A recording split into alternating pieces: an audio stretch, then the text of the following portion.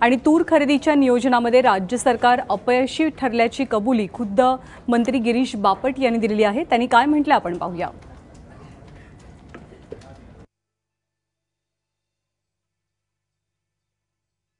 या वर्षी विदर्भामध्ये 36 लाख क्विंटल म्हणजे तूर डाळ जशी जवळजवळ 29 ते 31 लाख क्विंटल झाली आहे ती 9 ते 10 लाख क्विंटल होते।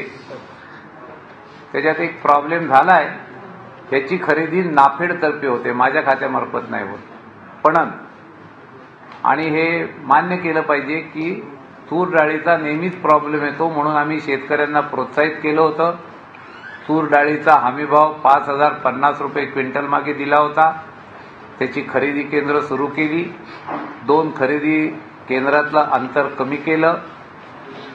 दुर्दैवाने गोण्या कमी पडल्या म्हणून युद्ध पातळीवर इंदोर वगैरे सारख्या भागातनं आणि कलकत्त्यातनं त्या मागवल्या, तरीही आम्ही कमी पडलो हे मला नम्रपणे मान्य केलं पाहिजे।